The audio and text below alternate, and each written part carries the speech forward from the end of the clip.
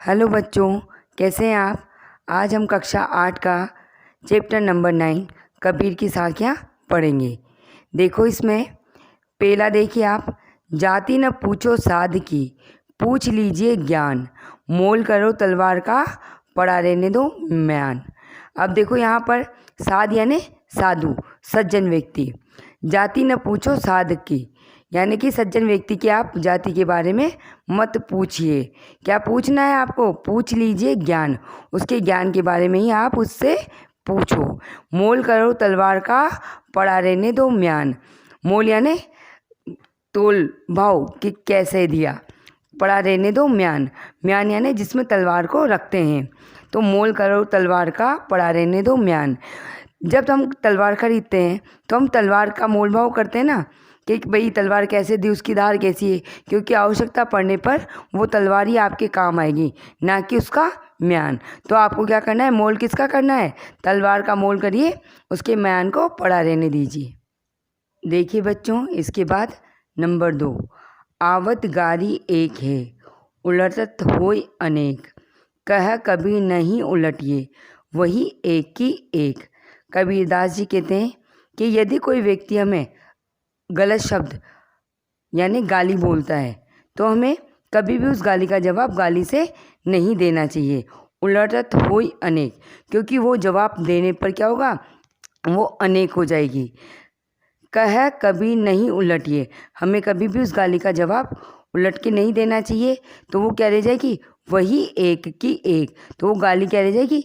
एक की एक ही रह जाएगी। अतः हमें कभी भी बुराई का प्रत्युत्तर बुराई से नहीं देना चाहिए। ऐसा करने से बुराई क्या होगी? घटकर समाप्त हो जाएगी। देखो इसके बाद हम आगे बढ़ते हैं नंबर 3। अब देखिए इसमें, माला तो कर में फिरे, जीभी फिरे मुख माही, मनवा तो दहु दिशा फिरे, ये तो सुमृत नाही। अब देखो, माला तो कर में, कर यानी हाथ में, माला तो ढोंगी व्यक्ति के कहाँ फिरती है? हाथ में फिरती है। जीभ फिरे मुख माही, और जीभ के अंदर वो क्या करता रहता है? मुंह में राम राम बोलता रहता है ना, तो जीभ फिरे मुख माही। मनवा तो दहु दिशे फिरे, मनवा उसका मन तो क्या है? ढोंगी व्यक्ति का मन तो 10 दिशाओं में ही घूमता रहता है, ये तो सुमृत नाही। ये तो भगवान का सुमृत यानी ध्यान नहीं कर माना जा सकता इसे, कि वो भगवान का ध्यान कर रहा है। क्योंकि भगवान का ध्यान करने के लिए हमें क्या करना चाहिए?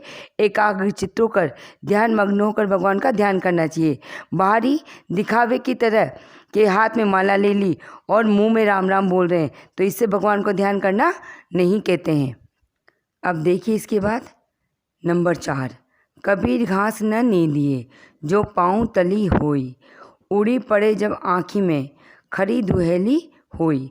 अब यहाँ पर देखो, घास यानी तिनका, नींद यानी उपेक्षा करना, पाँव यानी पैरों में, हो यानी होती है, आँख यानी आँख में, पड़ यानी जब पड़ जाती है, और दुहेली यानी पीड़ा कष्ट।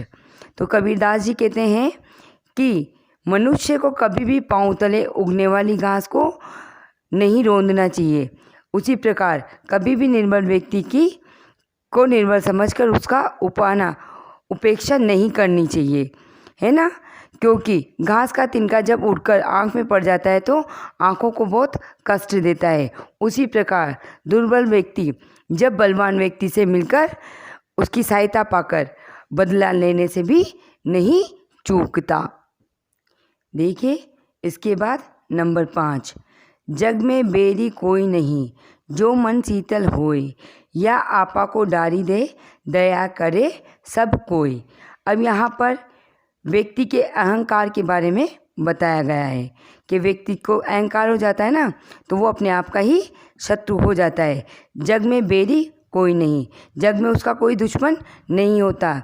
जो मन शीतल होए, जिसका मन क्या हो? शीतल और शांत हो, उसको अपने मन को क्या करना चाहिए? शीतल और शांत रखना चाहिए। या आपा को डारी दे, अपने मन के अंदर के अहंकार आपा को डारी दे, जो अपने मन के अंदर के अहंकार को छोड़ दे। दया करे सब कोई, तो उस पर सभी व्यक्ति दया करने लग जाते हैं। यहाँ शीतल का मतलब ठंडा शांत, आपा यानी अहंकार।